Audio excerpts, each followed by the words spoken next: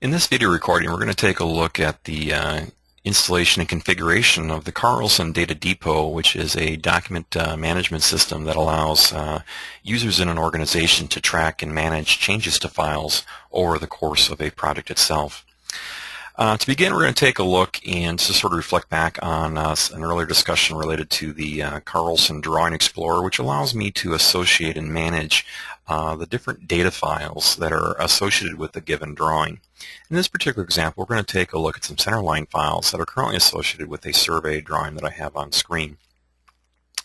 What we'll want to do then is load these files, and actually maybe files related to an entire project, into the Data Depot so that I can utilize its revision control capabilities if I ever need to make adjustments to data files at an earlier point in time. So I'm going to go ahead and exit for just a moment from my Drawing Explorer and take a look at the setup and configuration of Data Depot. To begin, we'll go into the Settings menu of Carlson and choose the Set Project/Data Folders command. At the bottom of this command, or this dialog box, is information related to the Data Depot. And what we're going to do then is take a look at some discussion information in the online help that talks about what Data Depot is and what it can be used for.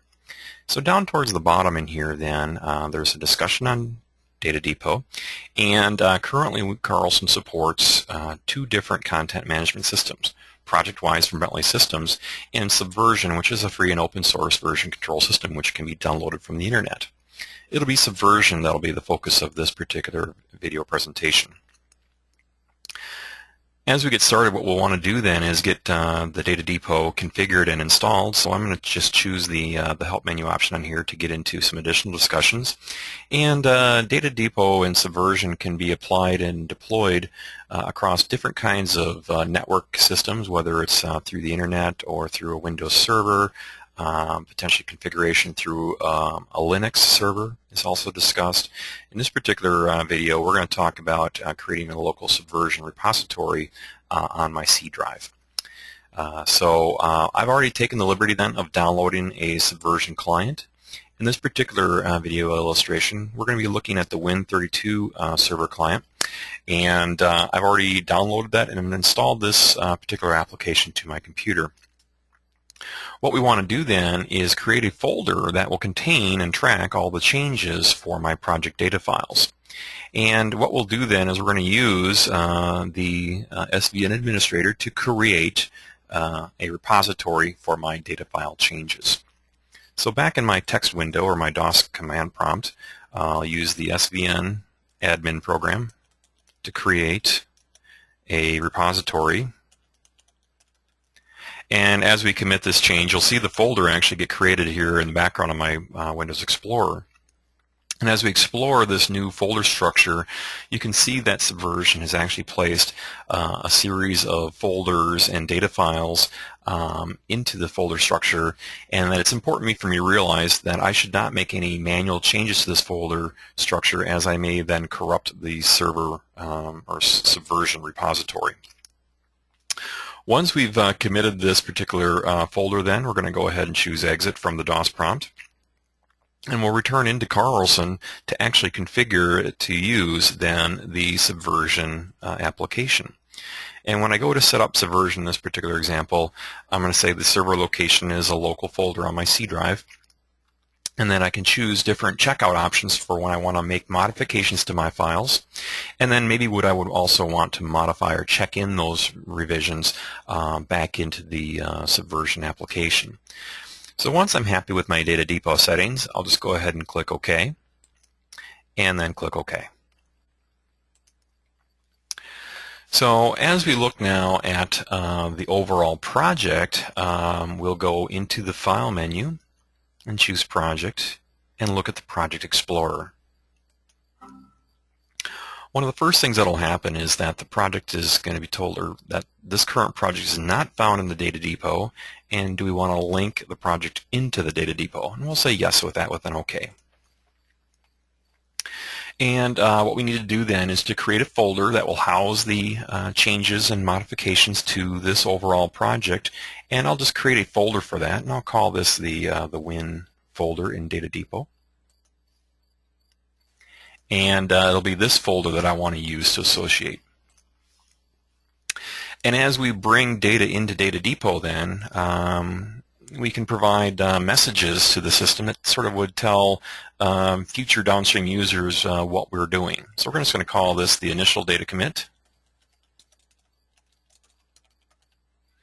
and then make the changes and associate the files into the Data Depot.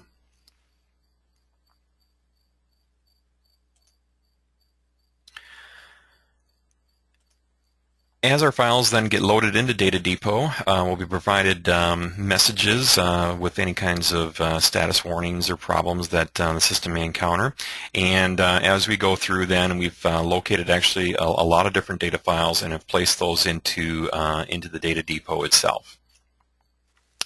So we'll exit now from the initial load-in, and as we take a look at the files then inside of the Project Explorer, we can start to then track and see changes to individual files. So as an example, when I'm looking at my Project Explorer now, if I want to make changes to a given file, I can actually right-click on the file and see that it is right now in read-only mode. So that what I need to do is if I want to make some changes, I can check it out or put it into edit mode or put a lock on that file so other people can't make changes while I'm making changes to the file. So we'll go ahead and do that. And we might say that we might want to examine the end of project station. And we'll just choose OK. And you can see now that the icon for my roadway centerline has changed to a pencil icon, which means it's able to be edited. So if I want to, I can now right-click on this and choose a command to, for example, maybe choose the input centerline file command. And when I load up this particular centerline file, I can go through and maybe make some changes for my last item in here. Let's add in a line segment, and we'll go ahead and just give it an ending location, and we'll pick it up somewhere right in here, and we'll keep it tangential to the previous element. We'll just choose OK. So I've added in some information in here now to my center line, and when I save this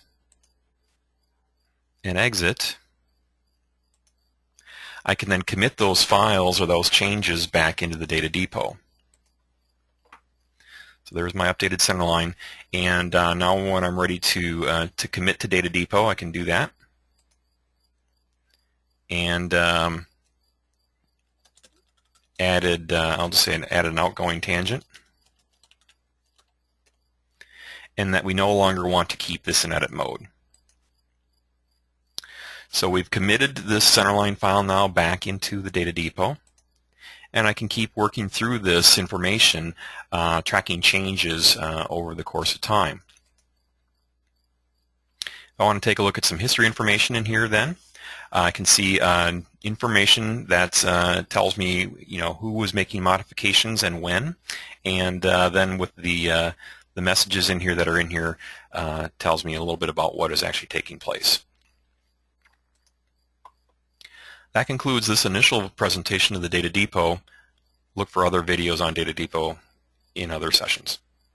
Thank you for your time.